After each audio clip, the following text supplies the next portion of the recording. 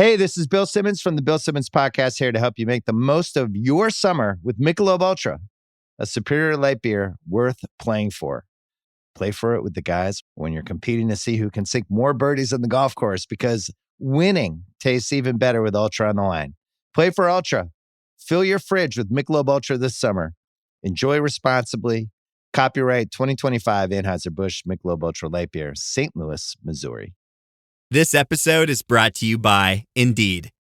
When your computer breaks, you don't wait for it to magically start working again. You fix the problem. So why wait to hire the people your company desperately needs? Use Indeed's sponsored jobs to hire top talent fast. And even better, you only pay for results. There's no need to wait. Speed up your hiring with a $75 sponsored job credit at Indeed.com/podcast. Terms and conditions apply.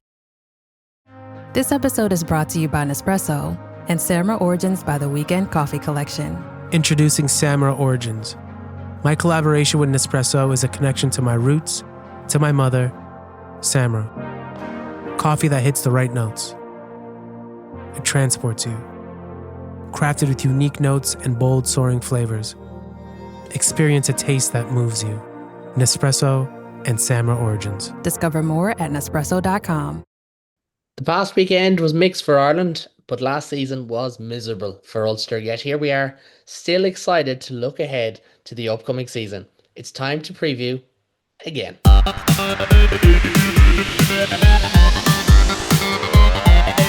Welcome to the Interpro Show.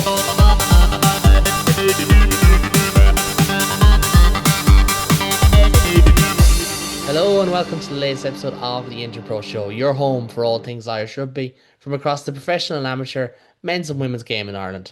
I'm your host, Caelan Scully. Lacking the usual dulcet tones, I'm really feeling it today after being in Brighton less than 24 hours, or less than 12 hours ago at this stage. And I'm joined again by Adam and by David, with Ben on the, how do I put it, Impact subs list. He may feature, he may not, depending on how this goes. But gentlemen, we will start with the World Cup and we'll move on. We'll talk about Ulster. Big news from Ulster today, of course, with Bryn Cunningham stepping aside. But we'll start with the World Cup quarter-final, in which Ireland lost by World Cup pool stage game, which Ireland lost by 40 points to 0 at the hands of the Black Ferns. David, it's a weird one. Like, yes, our hopes were high, but to kind of start it off, if this game finished like 28-7, I think that's what people would say was a fair reflection. It's one of those weird ones, isn't it? Yeah, I definitely think it was an unfair final scoreline, even if it was a fair final result. I think, going into this game, having done what we set out to do in the first two matches, securing that quarterfinal spot, I think there was a degree of acceptance that it would be hard to get one over on New Zealand again, despite the win in the WXV. I think it's there was some talk beforehand, I think, from Ruby Tui that Ireland might not put out their strongest team, or that they wouldn't go hell for leather. That's not the case. They went as strong as they could, and I think the fixture deserved that kind of effort. And I think right up until 28-7 would have been a respectable finish, but I think even right up until 75 minutes, it was 26-0. It's never nice to be nilled, but it felt like a reasonably fair result. Ireland were definitely the second of the two teams on the day, but to concede those final two tries, it's just frustrating, because it makes that scoreline look that bit more insulting, and probably that bit less representative of the effort that went in. It obviously, the result was poor, but there were positives in that game. I thought Ireland's defensive line speed was very impressive in parts. I thought the fact that they held New Zealand scoreless for the first 15 in both halves, up until that final 5 minutes, keeping them to just the one score in the second half. There were positives to take from it. It's just very frustrating that when you finish on that final scoreline, anything you say from there is kind of muted by the big 4-0 on one side and the bigger 0 on the other. Yeah, absolutely. And like, testament to New Zealand. I think this is the first performance from a contender that's made us anyone stand up and say they're a contender. And I exclude England, they're tournament favourites, but Canada have hit 40 points repeatedly without looking as impressive as New Zealand have done. But this performance, Braxton Sorensen McGee, 18 years of age, two hat tricks in a row in a World Cup. Like Renee Holmes, phenomenal off the tee. I know it goes down as a misconversion for the Chris Villico try, but like that was more because of quick thinking from Ireland. But Adam, just to bring you in there, like, yeah, we could sit here and talk about New Zealand being contenders, but this is the Interpro show, and ultimately it's about where it went wrong for Ireland. And you look at like offloads 15-4, for example, and there's another stat just down here. Tackle success 85% versus 72. This is where Gulfin class showed and arguably showed that Ireland, they might just be a year off, or it could just be a case of a couple too many injuries and knocks and niggles and stuff being picked up along the way as well. Yeah, it's sort of that like that tackle stat is mental when you think about it. When 72% and you make 133 tackles, so that's what you're touching on about 210 tackle attempts compared to the New Zealand one being 85% and them only having 150. It just really shows sort of like that golfing class. And it shows that they are one of the favorites to win the thing, of course, with England as well. It just showed, and Flood coming off as well was a big thing that happened in that game. And coming up to France, we want to see them putting in a big performance, and a bigger performance, and hopefully that, like, basically we can get back together, train it up again, and then attack this France game like we did the rest of the games. Yeah, and just to come back to you, David, like you did mention, there are positives there for Ireland. They will look at this game and say, do you know what? In a lot of ways, anything that could go wrong did go wrong. You think of that kick through with Amy Lee Costigan. Only the fate of the world could stop her from scoring, and it did. And the ball rolled about two oscillations too far and into touch. It was that kind of day. Like, but like still at the same time, Nevo Dowd was phenomenal as a late call up into that team. Eve Higgins looked so sharp before she got two bangs. One really unfairly. It was after she had called the mark, and Ireland didn't get a penalty for that in a game they were already going to lose. It was really frustrating in that regard. But they will have enough. It's just a question of, I suppose, with Ireland's red zone defense and attack struggling. You look at that French power, you just feel like it could end up being the same old story with France, especially when Erin King isn't there, Dorothy Wall isn't there. Dan McMahon will be a doubt. We don't know whereabouts she is in her return. And then, of course, Elena Perry and Fiona Chu didn't feature, but they are expected to return. Yeah, no, I mean, like I think I said at the start, weirdly in a game that where 40 points were conceded, I was rewatching it today and I thought, even before that opening try, Ireland's defense was good. It was aggressive. It was, pushing meters back and back and back. There was a crossfield kick from New Zealand on 48 minutes, and the scramble defense to stop them going over in the corner for what seemed like a certain try there was very good. It was they got too much space out wide. The New Zealand wingers were class, so that has to be allowed for as well. But I think there were a lot of, they're still, this is still a good team. There's still a lot there. There's still a lot there to hang your hat on. I think, the like you said, a lot went wrong for Ireland, went against us, and we were up against a team who were absolutely firing unbelievably. And I think, if anyone comes out of this game, possibly second guessing themselves as much as it'll be Ireland, it might be England, because that performance from New Zealand was just incredible.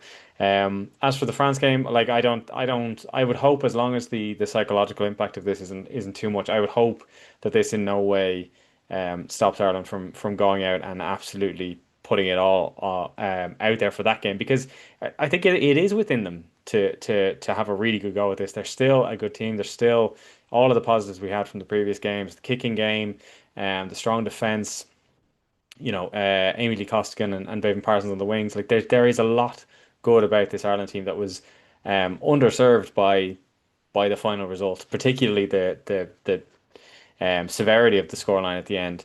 Um, so I think it's look, it was a tough day at the office. There's no doubt about that, and particularly getting nailed in a World Cup is always going to be tough. But I think the thing for them to do now is to park it and to move on to the next game. And I think this is a team of players who have shown that they can perform when the situation calls for it. And I really hope that they do against France because they are worth a lot more than that scoreline. Yeah, and that kind of ties into a similar mindset I had because I spoke to a colleague of mine today when on my way back from England, and I kind of mentioned the fact that like if Ireland aren't looking at this result and saying, well, in 2024 they got absolutely hammered by England in between their biggest wins over Wales and Scotland, which helped them secure qualification for the World Cup. Like they have the ability to bounce back. They've shown that before, especially against these top sides. And even last year, they lost to Canada in really frustrating fashion, having beaten New Zealand, and they bounced back and they beat USA with a really strong final quarter to pull clear in that game.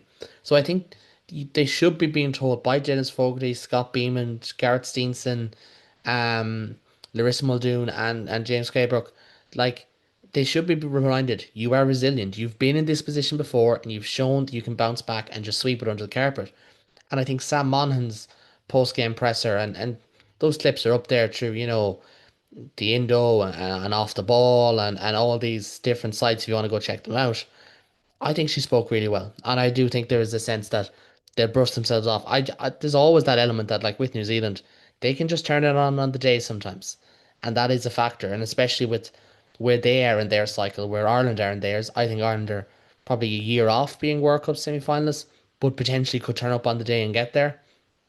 Whereas New Zealand are very much if we're not the best team in the world, we're the second best team in the world, and no one else is really coming close. And as much as I was on the Canada hype train and thought they might turn them over, I'm not half as hopeful now. But just two closing words on it. Like a negative for me, and I'll get onto the positives in just a minute. A negative for me, this whole tournament has been how the game's being refereed from a kind of what World Rugby are looking for point of view. I feel like it's gotten like I don't want to say cynical because you do like I was at the game yesterday. Both sides lived offside. There was a lot of scragging the nine. There was a lot of clear outs in from the side. There was a lot of dangerous clear outs. One or two in particular should have been checked. Um, and probably one from one of the Irish players as well because law of averages that's nearly always the case. I just think that whatever steps World Rugby have taken in the last while in terms of player safety, I also look at that clear out on Grace Moore, where she does get hit over the back of the neck, and it's like, where is the TMO stepping in to say, we need to check this? And it's just this 1 minute they're overpowered, the next minute they're underpowered, and I don't know what kind of game World Rugby wants. For me, I actually don't think it's about player welfare, it's just about speed, only about speed. And they'd rather fiddle around with crooked lineouts than fix the jackal. And the jackal it's an unbelievable skill, but it is an existential threat to the game when it comes to player welfare because it does cause an awful lot of bangs, bruises, and very serious injuries the whole way up. But on a positive note, and I do want to end on a positive note because I was there, 30,000 people were at this game yesterday. Um, it's not a record, it's not anything like that, but it is one of the highest attended fixtures from a non-host nation, or a neutral venue fixture in women's rugby and in women's sport. The atmosphere was unbelievable. Everyone who was there wanted to be there, and I think a lot of credit goes to the likes of World Rugby and the IRFU and to New Zealand Rugby, but also like as much as this doesn't get said an awful lot on Irish shores, to English Rugby, because England's revolution has caused everyone else to want to catch up and to follow them in so many ways. Follow them through your online personalities and through, how you take a professional mindset to all these things. And I think it just shows some cliches are just never true, but some are always true, and build it and they will come is always true. If you put the frameworks in place, if you sell something right, people will turn out. And it was The weekend in Brighton, having been at both matches, was incredible. The atmosphere was incredible at both. The tense standoff between Ireland and New Zealand before the game was amazing, and the roar after it, and the Fields of Athenry being sung, the Ireland's call being sung, and yeah, it was a very nervous atmosphere, and especially when it felt like this was still a live game, especially right before halftime, where Ireland had that chance, but of course New Zealand ended up getting that last score of the first half. But honestly, it was a very refreshing experience, and some of that as well, as much as I can talk about like the actual game itself, some of that is the players and some of the interviews they've done recently. And we met them downtown beforehand, and they'd say hello, and they were delighted to see the fans, and they've all acknowledged it. It's the women's code is in a very, very strong spot. And I do think the elephant in the room is you have to praise England for what they've done in terms of making it this marketable code. And maybe England did it because of the Lionesses, or maybe not. Maybe the Lionesses are following the Red Roses. I think that's probably more likely when you look into it. Adam, you're actually on the ground there, so you can Yeah. actually weigh in on this here. What I can say about what England's done to women's sport is they've done it's like sort of the natural progression of everything. I would even say England. I'm mentioning cricket again, but England's women won the World Cup before the men's team won the World Cup. Then the Euros, the England women winning the Euros twice as well. Like you do. Did the men's win it since, or no? No, they Yeah, haven't. well, Sorry. I haven't no. But it's one of those like you think like it on the ground, like you actually know that there's a World Cup happening. It's all on the TV. It's in the shops. It's everywhere. When I sort of go back home, do I know that it's on? Like I was back home. Like it's more in Dublin where they sort of show like some like this is getting shown in this bar and this is getting shown in this bar. Whereas when I was in Belfast, it wasn't really as like this is getting shown here. And that's the problem because over here, there's like, oh, this the England game's on here. There's like there's way more advertisement for it, and there's way more willingness to go and watch it in a pub over here and stuff like that as well because of how much they're promoting it anyway. No, it's great to see, and more power to it. And I look forward to the less so the quarterfinals, but the semi-finals. No matter what way it falls, we're going to have at least one absolute belter go on it. Also, the fleece is getting released on Wednesday on the 10th. Fleece is getting released in 2 days' time.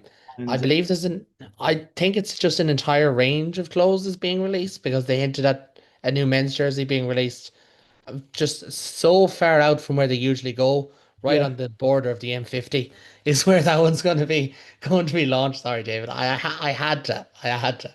But to be fair, David actually knows his way around outside the M50, so he's all right on this. But lads, we have to get into Ulster because so much to discuss. David, I'll give you the first word on last season because Adam has had to relive it enough times at this stage. But in brass tacks, wasn't good enough. We all expected Richie Murphy to kick on after how they finished the season before that, but they just never got going. And I think the biggest criticism I had of them last year doing the United Rugby Rewind for this channel was just Ulster were a team that lacked a real identity on the field, and that's probably the first thing they need to sort. Yeah, I mean it's been a source of frustration for Ulster for a while that I don't know they've always seemed like a sort of a team with enough good players to do. I don't know if they were going to be setting out to win the Champions Cup, but they certainly should be placing better than 14th in the URC. It's a weird one because the signing of Vincent or Werner Koch. So like last season he came in, it was an odd one because if there was anything else that didn't really seem like they needed, it was another fast back. But he brought a bit of personality. He brought a bit of energy. I've watched that guy play ever since the four South African teams joined the URC. He's been one of my favorite players to play or to watch when we play the Sharks because he's an absolute maniac. And that kind of manic energy is something that Ulster have kind of lacked for a while. They only really have a couple of players, the likes of Ian Henderson, who hasn't really been at it for the last few years as much as he maybe would have been in years previously, himself and maybe Stuart McCluskey to really set standards. Other than that, it's a team of a lot of lads who seem like they put in 6 out of 10s and they're happy to put 6 out of 10s. I think that's probably the most frustrating part is that they don't seem that bothered by the fact that they're not putting in better for what a team that really should be. The Champions Cup itself, they got the one win. It was always going to be a brutal draw. Having Toulouse and Bordeaux in the same pool as you was always going to be absolute death. And they didn't lose to Bordeaux by as much as they could have. The loss away to Leicester, definitely a frustrating one.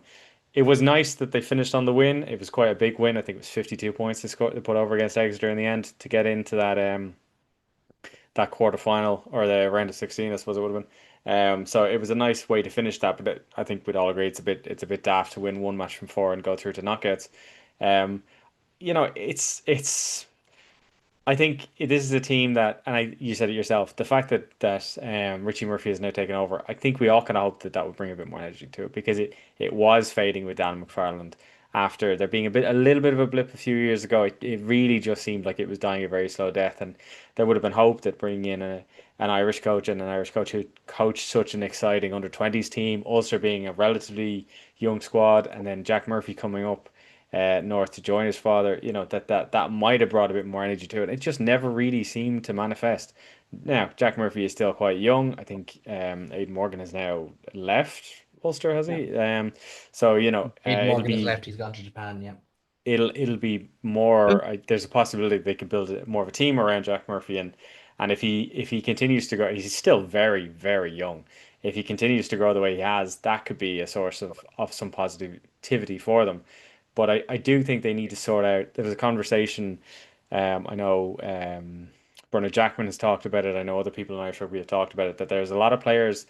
There were a lot of players in Irish rugby who were putting in 6 out of 10 performances and getting their contracts renewed, and that wasn't necessarily a good thing for the provinces. I think that's definitely been a thing that's not been good for Ulster, and I think a bit of turnover and a bit more youthful intent and would be great. I think it was one of the great things about even leading up to the national squad, when you had players who were young enough that they weren't overawed by the possibility of winning matches. That really was a turning point for the national squad, both the men's and women's. So I mean, I think if Ulster have a few more players who aren't, sorry Adam, but aren't clinging on to 1999, but just want to be themselves and go, we're going to be the next generation of Irish rugby. I don't care about Andrew Trimble. I don't care about Rory Best. I care about what I'm going to do for the next 10 to 15 years. Because there are good players in Ulster. There's a great, I've been up to Ravenhill more than once myself. It's a good stadium with a good crowd supporting it. And they are definitely, whatever comes for Ulster in the next season, they're better than 14th in the URC. They're a lot better than that, and I think it's really up to them in the next season. And Richie Murphy, promoting from within, seeing an Irish coach taking over an Irish province, I think it's incumbent upon him to show that was a worthy choice and a route that more young Irish coaches, not to say Richie Murphy is particularly young, but more Irish coaches can follow and get rewarded for. Yeah, no, that's a very good summation in fairness. And like we get on to the nitty-gritty like we did last week with depth charts and prediction 23s and things like that. But I suppose Adam and something Dave mentioned there, like wanting to be your own heroes, essentially, and wanting to be the team that brings them onto the next level. The team in 2012 really embraced that. And obviously, the big news today is that Bryn Cunningham has left his role as general manager at the province, and he was probably when people made that assumption about Ulster, about how they were too connected to 99, he was someone who was often thrown in the middle of that, rightly or wrongly as well, I should say. But now it does feel like there's a clean slate there. And Richie Murphy, look, his contract is up at the end of the year. He may not stay on, but it does feel like Ulster are in that the kind of middle ground when we get into more of the depth chart where they will be looking at 2 years' time and 3 years' time and want to be back in the top four of the URC. But unfortunately, because of mistakes of the post COVID years of 2020 to 2023, they're in this very murky position. Yeah. The news today is a welcome one. I don't think there's many Ulster fans that would be like, oh no. I think Brian Cunningham's legacy of his signings, like for all the ruined PNRs, we got Stephen Kitsoffs. We got we got really injury prone players that came in and got injured within the first couple of seasons. Granted, um, to be fair, Marcel Coetzee did work out as well. He did work out in the end, but he blew two ACLs within his first two seasons. That's not his fault, but we seem to have signed players that were really injury prone. With this new sort of feeling in Ulster at the minute now, because we've got a new sort of coaching setup as well. Richie's been sort of handed the keys to have your own coaching setup. Mark Sexton coming in as attack coach. That's very exciting, given looking at Connacht's attack from last season. I'm really excited to see what Mark Sexton can unlock in that back line for Ulster because, you know, as we say, as David said, like there's been some lackluster performances, some 6 out of 10s. I don't think I could have put it more perfectly myself, to be honest with you. Some 6 out of 10s and just kept it there. I feel like this coaching setup needs to get that extra level.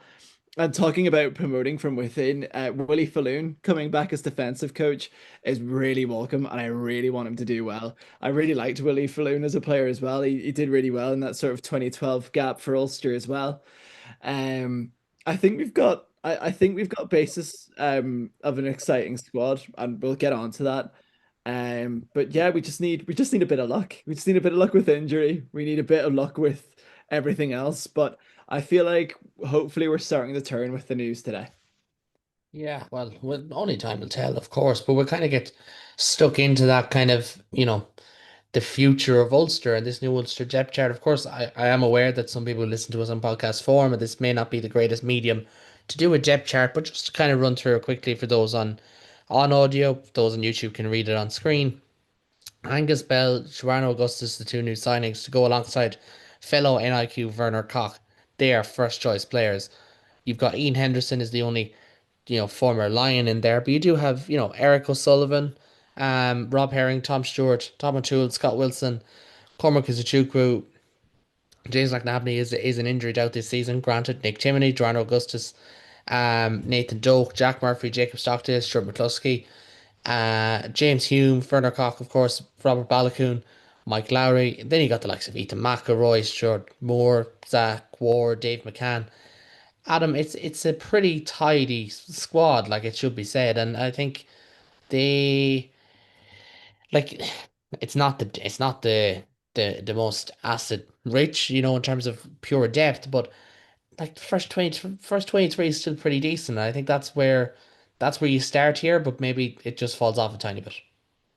Yeah, yeah, to be honest with you, the first 23 is really good. I just noticed how you've just changed that for a second. I didn't notice that there. But Yeah, no, Nathan Doak didn't get capped. I must have done this during the summer tour and expected it. but when it's one of those where the first 23 is very good. And I think with Ulster, normally our first 23 is very good. How many times they play in a season is another question, given injuries and Irish camps. Angus Bell coming in is like after what like during this rugby championship, he's been another level of phenomenal. I'm really excited to see him in that Ulster shirt. Um, that's hopefully by December time. Um, Given like Cormac Izuchukwu, if he has a good injury-free season, that would be good. I'd love to see Scotty Wilson push Tom O'Toole for that three shirt. The same with Tom Stewart and Rob Herring. I there's some good sort of young players coming through that can push through to that shirt. Same with sort of Harry Sheridan, as well. He's a big brute of a player. Joe Hopes and Charlie Irvine are also really good sort of young second rows that are coming through. They've got a good under 20s pedigree, and I think it's Joe Hopes that made his debut 2 years ago at the age of 19. He's 6'6". He's a big second row. Someone to look out for because I would say as an Ulster fan we have a couple of issues with depth. Um, People would say second row being one of them with losing Kieran Treadwell and Niall O'Connor. I would say that we have almost sort of like a new. We're going to have to rely on Joe Hopes and Charlie Irvine and Harry Sheridan, and of course Matty Dalton to step up. Matty Dalton more so to be that sort of squad player. Joe Hopes, Charlie Irvine, and Sheridan to push for the starting squad. I would love that to happen.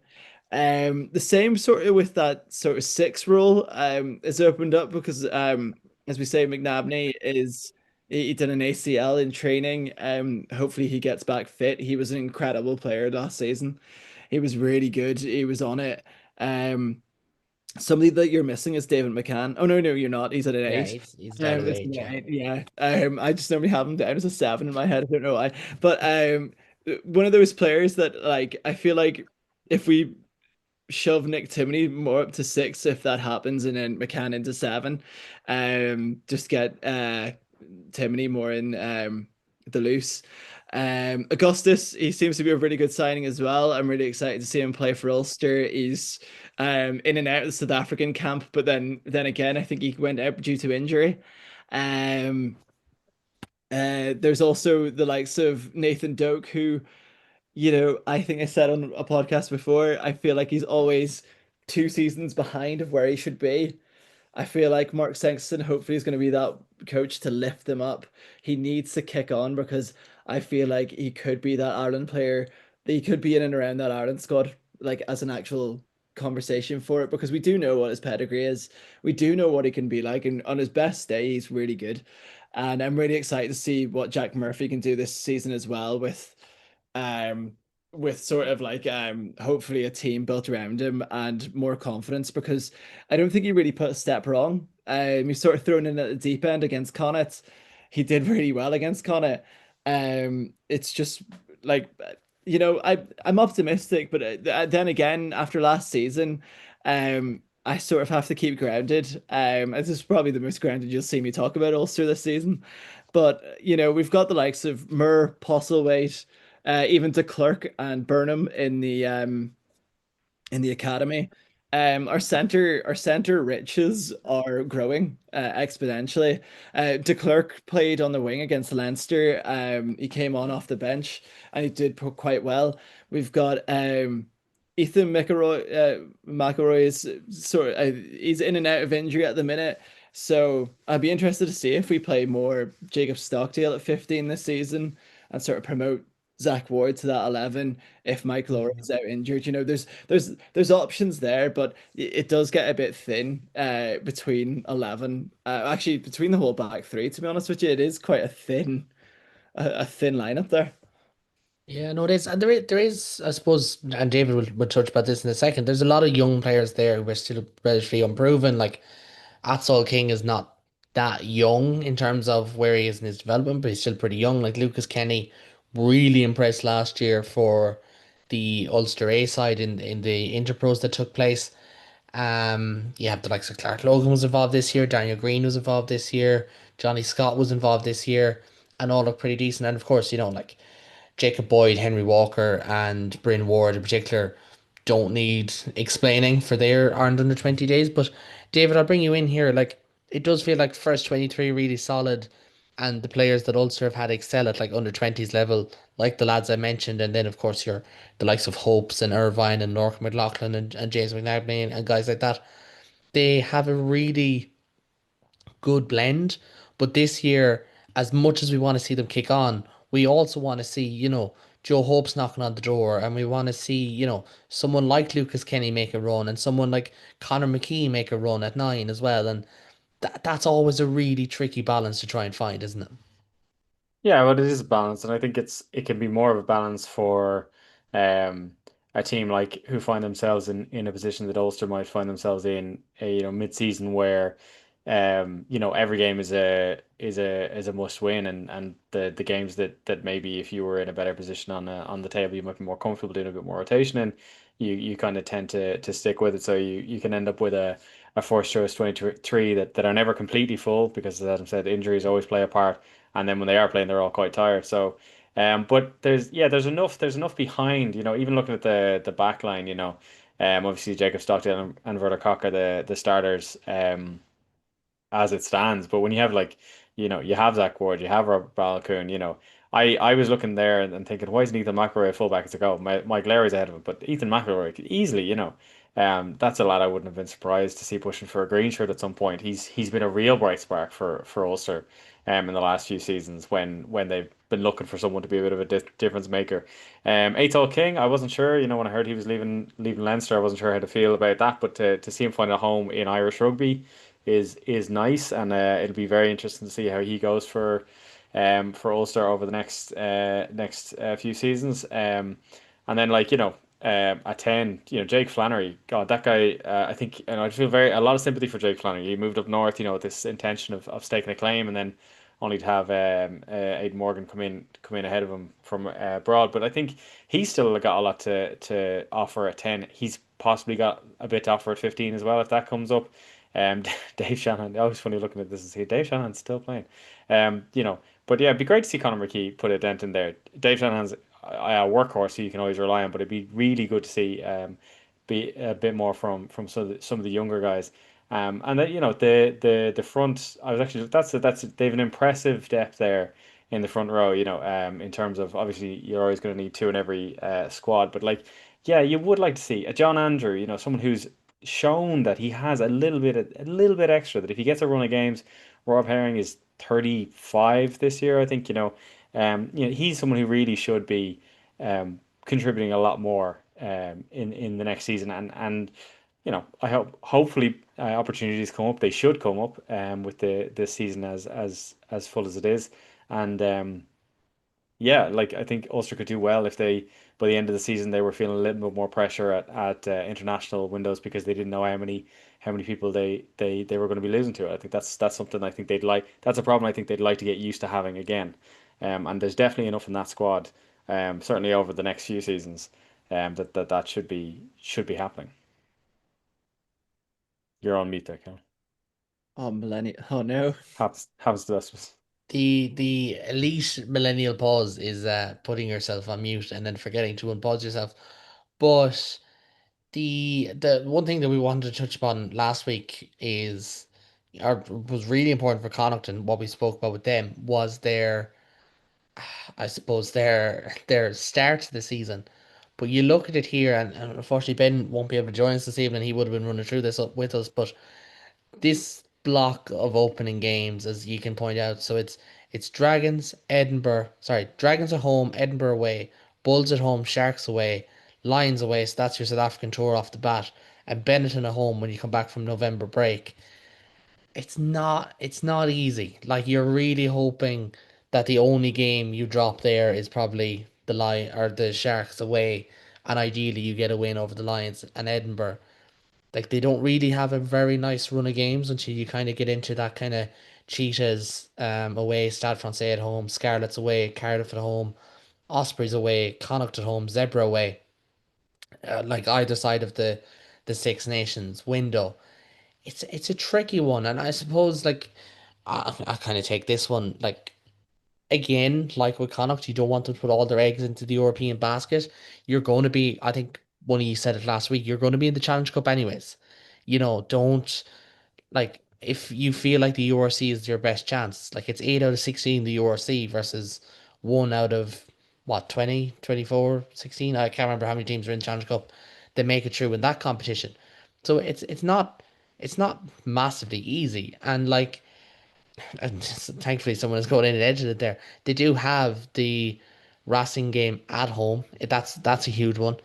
But Adam, I kind of bring you in here for a second. Like, you look at that run of that start of the season, and you've got the South African tour very early, which Ulster have done well on before.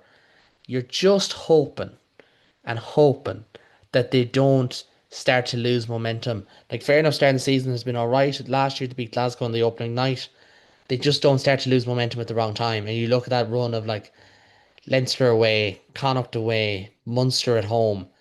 That's where sometimes that can pop up. Yeah, I think the start of the season, I think I'd rather have the South African tour at the start of the season just because we've had it in the past where it's either just after, like in that sort of March, April time, just after the Six Nations, and we'd go there to sort of get battered. I feel like if we like think of it well and we think of it quite tactically, it's that sort of, as you said, the cheetahs to zebra away game is that is crucial to our season. So crucial, in fact, that I think the first block, Dragons at home, you'd expect to win there. Edinburgh away, we can put up a good fight. Bulls at home, that's also vital. We need to be winning our home games. I feel like last season we were caught out too much at home. We need to be winning all those home games, no matter who they are. We just need to win those home games. I think last year we got caught out too much, and hence why we finished so far from the table. Um, the last two games, Storm is at home and Glasgow at home. I would rather, actually, to be fair, and Leinster at home as well.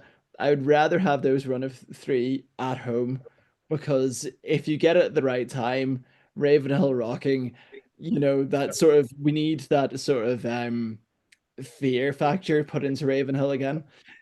We need that sort of Ravenhill fortress. Sorry, we need that sort of Ravenhill fortress that we used to have. Teams being afraid to play at Ravenhill. Um, but we haven't necessarily caught that in the last couple of years. But I feel like it's that start that can make a season. I think we're very much like Connacht in the sense that we wouldn't know until a good couple of runs, like a good couple of games in the season where we're going to be at, and we never really peak at the right time necessarily. And if we were towards the bottom of the table and we had Leinster at home, Munster away, Stormers at home, and Glasgow at home, that's going to be a very difficult one to get out of, especially if we're in that sort of bottom stage of the table. If we're in the middle of the table and we were sort of safe, that's when we'd start going for it. But I'd say we'd get very shaky in those last four URC games if we were towards the bottom of the table like we were last year.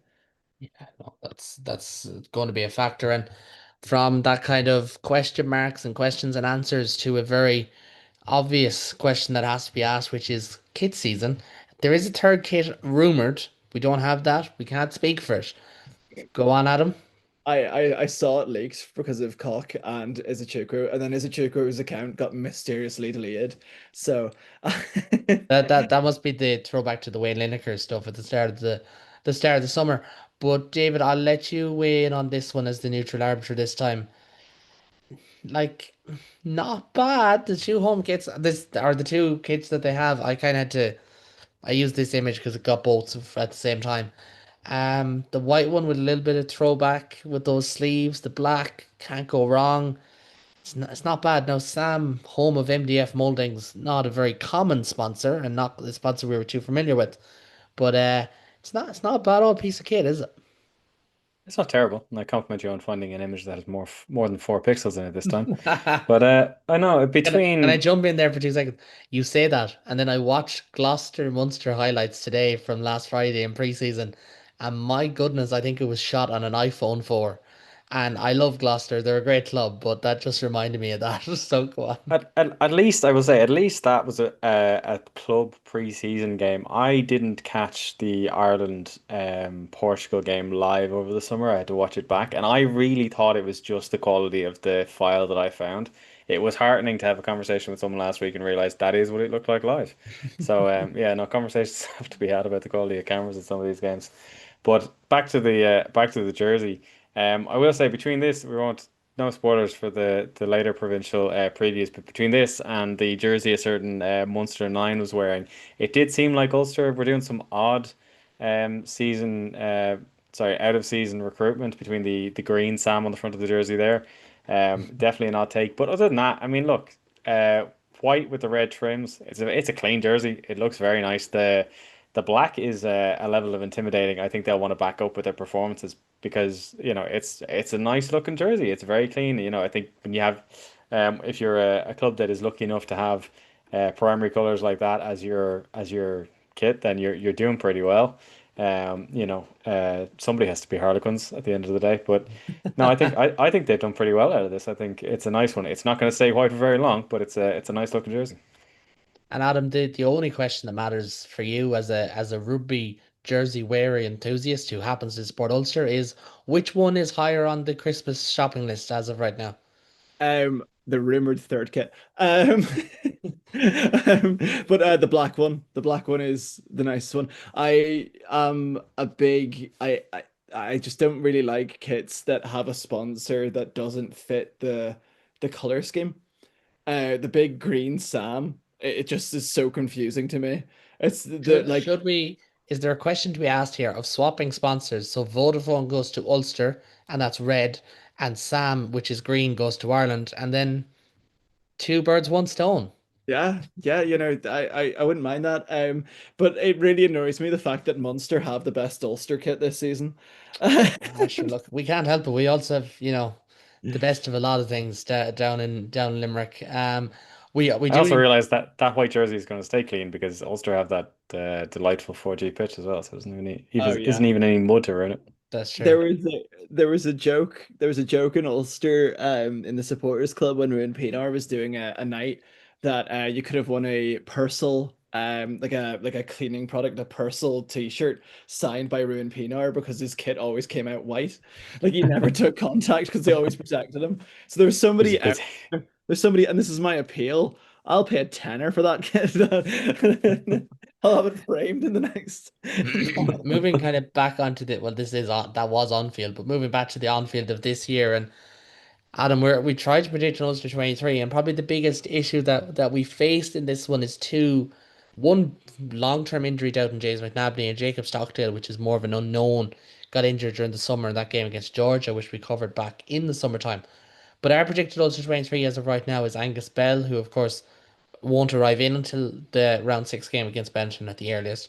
Rob Herring, Tom O'Toole, Ian Henderson, Cormac Chukwu, James McNabney, Nick Timoney at 7, Gerardo Augustus at 8, Nathan Doak, Jack Murphy, Jacob Stockdale, Stuart McCluskey, James Hume, Werner Koch, Mike Lowry, with a bench of Tom Stewart, Eric O'Sullivan, Scott Wilson, Matthew Dalton, Harry Sheridan, Dave McCann, David Shanahan, and Stuart Moore. Your thoughts on this one, Adam? We are very, very lacking in tens.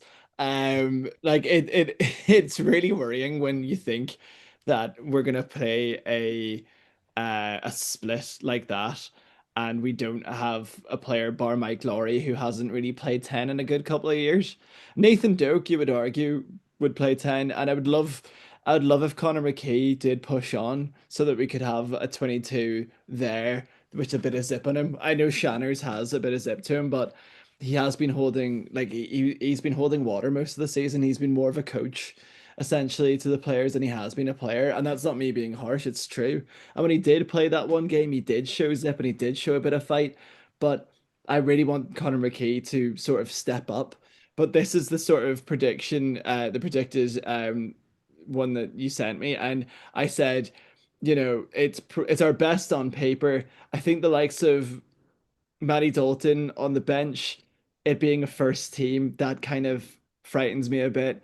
I'd really want Joe Hopes or Charlie Irvine to step up to make that to give a bit more push because I think Matty Dalton is going to be a really good squad player. I don't think he's necessarily the player that Alan O'Connor or Treadwell was in that terms of being a squad player.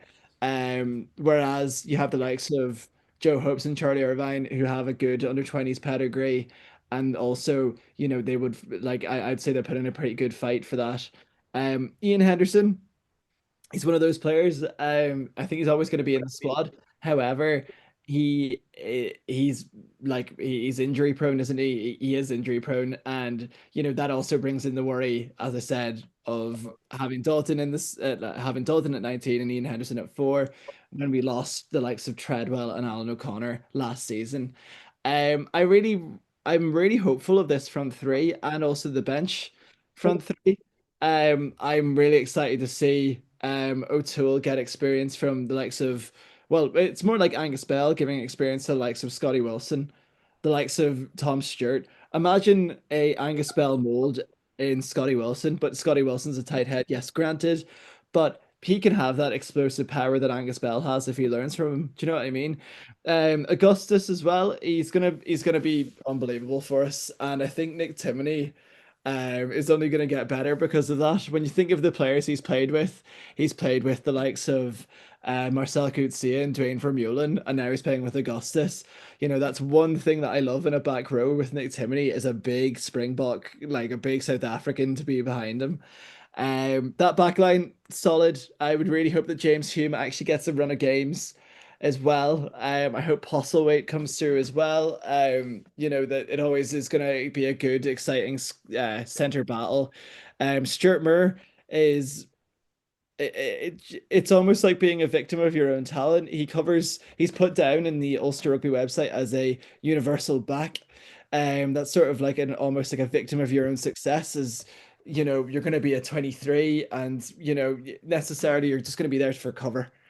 He's good enough to play anywhere else in that back line, but if he was ever playing for Ireland, it will be a 23. Almost like that sort of Will Addison towards the end of his Ulster career. At 23, and you can cover anywhere, and that's going to be why we have a 7-2 split.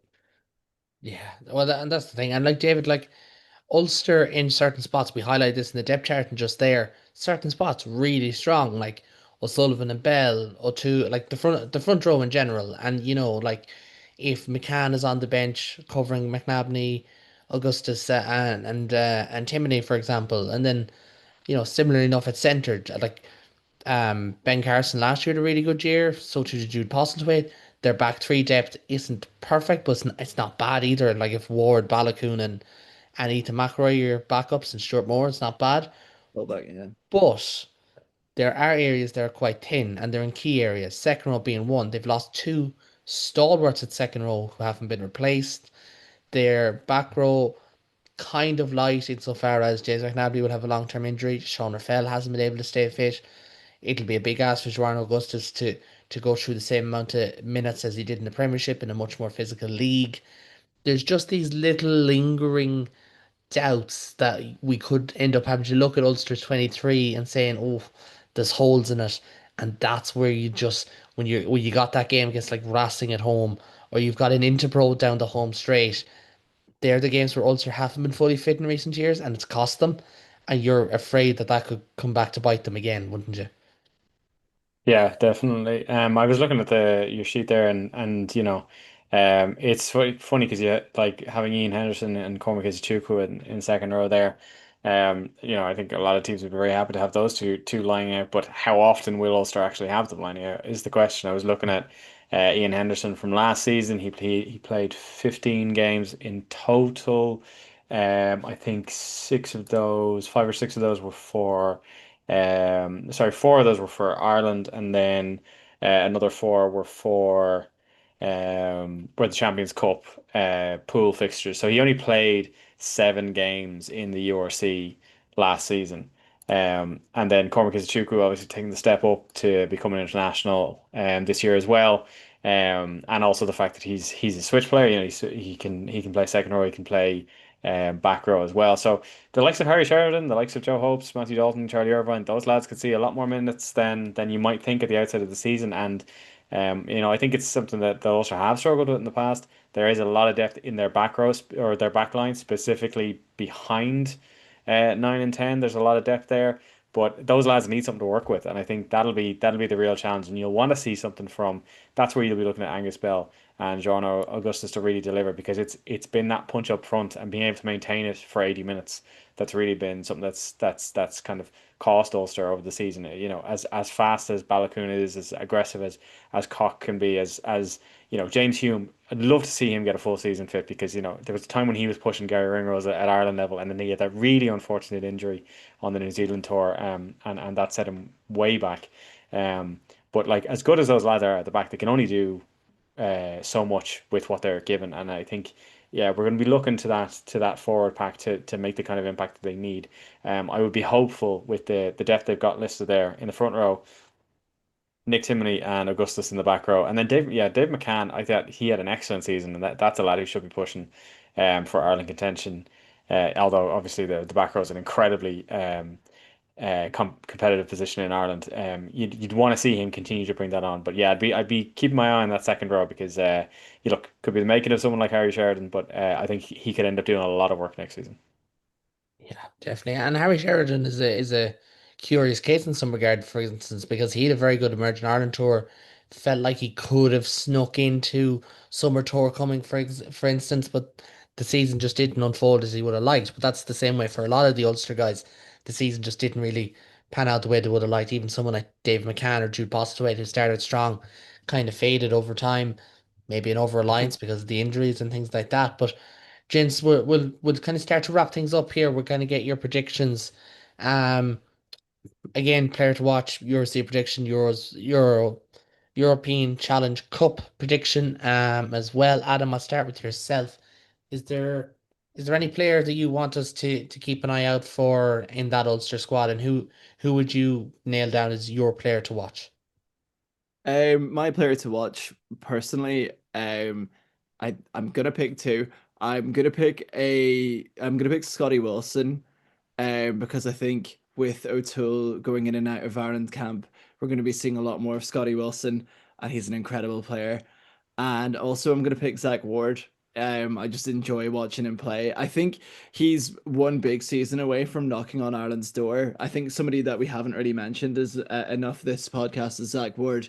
He's a phenomenal player, and he's the type of winger that can make something out of nothing. And I think that's what we need. It's sort of like that Jacob Stockdale mold where he can just run over a couple of boys and still beat anyone in a 100-meter race. That it's quite good. Yeah, those are the two. Those are the two I'd look out for. And also one more. If Sean Raffles still stays fit, he still has the URC record for most tackles in a game. When he's fit, he's incredible. It's just he's never fit, and that's the annoying thing about him. When Sean Raffles fit, he could be like knocking on the door to that Ulster 7 jersey. He could make that step up, but he hasn't had a string of games yet to actually fit it in and make that push. But Yeah. well, I picked three. I apologize. Yeah, well, look, you can pick 30 if you want, but we'd be here a long time, and our poor editing team would have a lot of footage to drub through. But I'd agree with those. I look, the obvious one is, of course, Angus Bell. Like, it's a 6 month short-term deal. It's the type of move that I wouldn't be surprised to see other provinces make this year or next year, and more of these short-term moves for key positions. Go on. It Super Rugby now has the clause where loads of players are getting these short term. That like loads of them are either going to Japan or they're just coming up to. It seems like they're only coming to Ireland at the minute, which is nice. But Yeah. Maybe he's going up to Ulster to improve his golf. You don't know. Like, it's you a never know. great spot to do so, but like, he's one that I think could be a massive game changer for Ulster. We spoke so often last year about their power build, and it would always felt like they lacked punch in key positions. To have an Angus Bell type prop is, top five in the world loose head prop, and then you complement him then with a very dynamic slash powerful pack around him. I did mention Conor McKee earlier. Would love to see him get a run. Would love to see, someone like Bryn Ward break out from the pack. Joe Hopes, as we said, Zach Ward. I know I've mentioned both Ward brothers there, but they're just in that position where they absolutely could if they got the opportunity. But and even like Ben Carson last year, no one really knew him. And I mean that respectfully. Like, obviously he's well known insofar as he'd Ireland under 20 caps, but just not really someone who was on people's radar last season, and played unbelievably well when he got that opportunity. So hope to see more lads like him. Um, And the Go on, clerk, Adam. the clerk as well. I just saw him next to Ben Carson. The clerk Yeah. is a he was a great we and Berman as well. The two good under 20s Ireland centers. If we see them kick on, they'll be like, and if they keep their form, they'll be pushing for those starting positions as well. And Johnny Scott right behind them is no slouch either size wise. Like, it's seven powerful centers that they have there. Okay, Moore isn't the is probably the most agile of the lot, but even in saying that, David, player to watch for you. Where are you looking with this Ulster team? I think I'd still have he's 25 now, but I still think Dave McCann has a lot to offer. I think he's a lad who has had kind of semi-talismanic status at times for Ulster over the last season. You know, back row, as I said, is a very competitive position for Ireland, but I don't think it's something he should be ruling out as a target for himself. And then in the centres as well, as you were mentioning, I was just thinking, from an Ireland point of view, that like we have a lot of very good centres, but we have a lot of not young centres either. In Bundyaki, Robbie Henshaw, Gary Ringrose is the wrong side of 30 now as well, and has had his own injury issues since the Lions too. And I think Jude Postlewaite, I think he's still only 23. Yeah, he's a player who's shown, particularly with James Hume, having the injury concerns he's had. I thought Postlewaite has been a player who's really added a lot of punch to Ulster at times. So, are they? I don't know if they're necessarily the most necessarily going to be the stars, but I think those two players could have a real impact on Ulster season. And if they go well consistently, I think that could help Ulster go well consistently, which is what Ulster need. Yeah. And just kind of moving in then to Challenge Cup, and I just throw it back to you, David. Where do you see Ulster going? Do you see them putting a focus on it? What do you think? Um, I mean, it's European rugby at the end of the day, Challenge Cup or Champions Cup. I have a lot more time for the Challenge Cup than I think a lot of people have. Even from a Leinster point of view, winning it when we did, I think helped a lot because it's European rugby at the end of the day. It's a trophy. It's worth striving for, and in a competition where a lot of teams, particularly sometimes French and English teams, don't seem to care as much about it as they would about the Champions Cup. It can be a real opportunity for ambitious Irish sides to have a real crack at it. Also, in a good position, they have both Racing 92 and Stade Francais at home, which means they're only away to Cardiff and the Cheetahs, and the Cheetahs will be in Amsterdam, I think it is. So those Yeah. are four fixtures that, realistically, there's none of those four fixtures that they shouldn't be targeting winning. And they should be putting themselves in a position to have a home run at Europe and like, depending on how the URC is going, I think that could be a real source of positivity for them. I think some knockout rugby back in back in Belfast would be great, and it'd be a really really just reward for what could be a really fruitful season with the fixtures lining up for them the way they do. Definitely, and I'd like to see them make a run. I would like, no, same as last year, quarterfinal, semi-final, depending on their focus, depending on where they're at in the URC. For myself, Adam, I don't know if you've ever tried getting to Bilbao. It's a tricky spot to get to. So is this one season that you're happy to let it off, or is it let's go win the Challenge Cup and be the first Irish team to do it in 12 years? Yeah, I would love to win the Amlin Challenge Cup, David. Real ones remember it as the Parker Pen Challenge Cup. So that shows the ages there.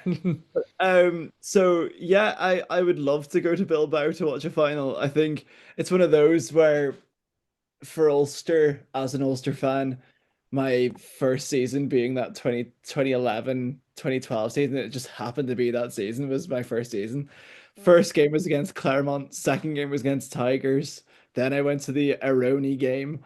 Then I went to Munster. Then I went to Edinburgh. Then I went to London. We don't talk about that. But anyway, it's one of those where I feel like as an Ulster fan, we need the positivity back. And I feel like, as David said, it's a European Cup. I said last week for Connacht, as I will say this week, Irish rugby needs to flex their muscle in the Challenge Cup. We haven't really seen it as a mean to have a European Cup. We always just sort of lackluster it, fall out the last hurdle.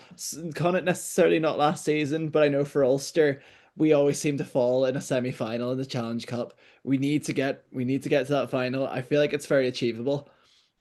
I think it's achievable. I think we said what only like 4 or 5 teams are actually gonna try and go for this cup, and I feel like Ulster needs to be one of them.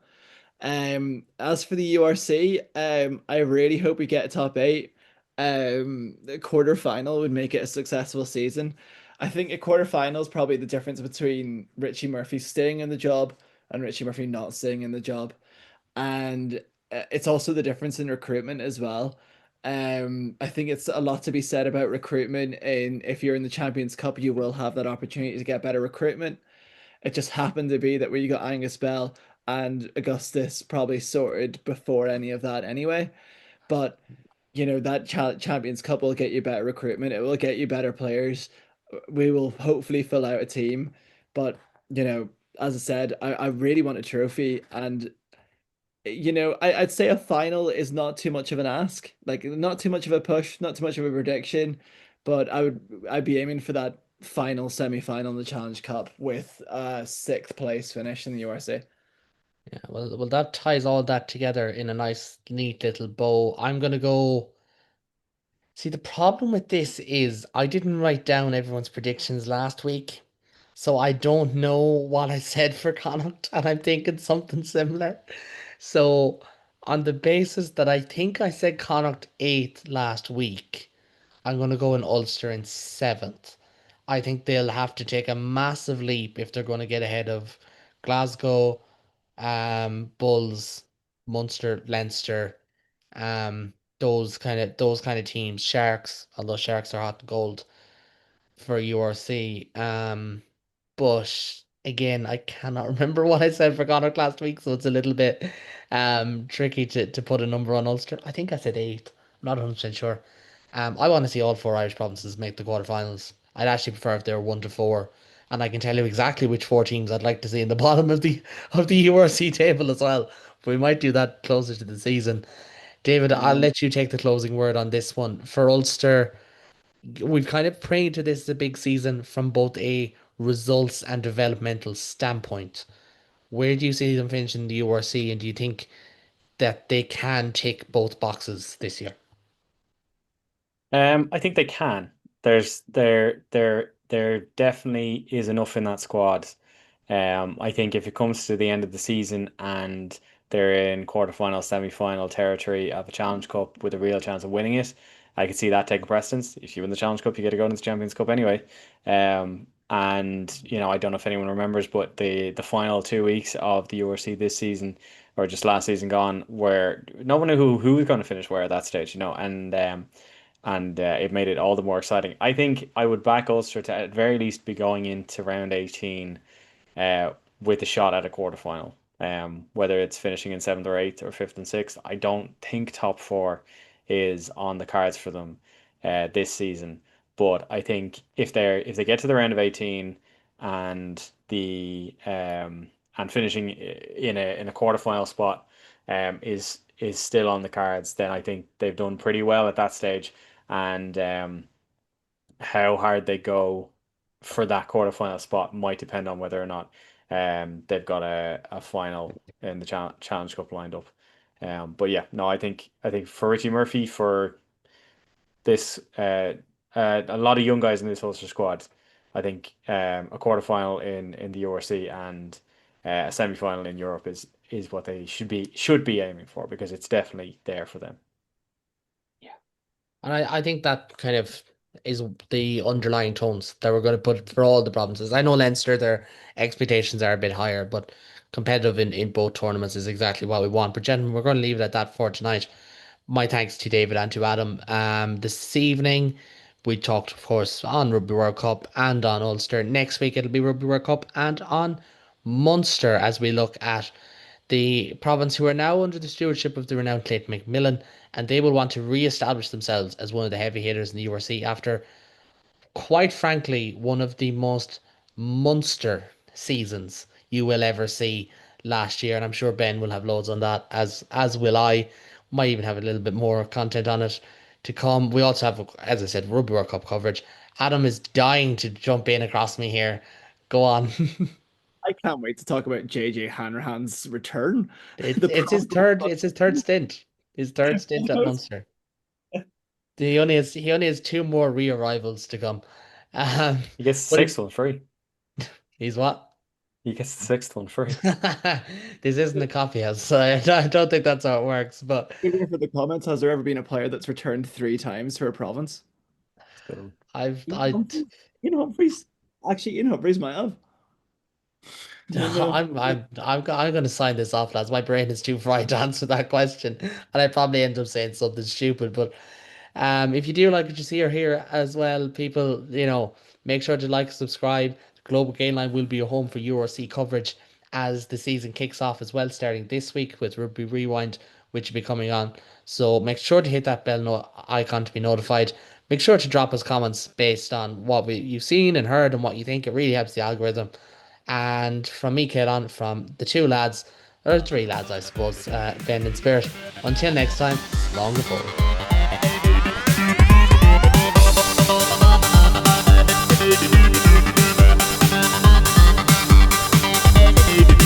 Thank you for listening to the Interpro Show. We'll be back with more of the same next week.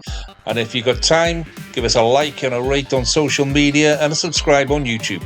All the best.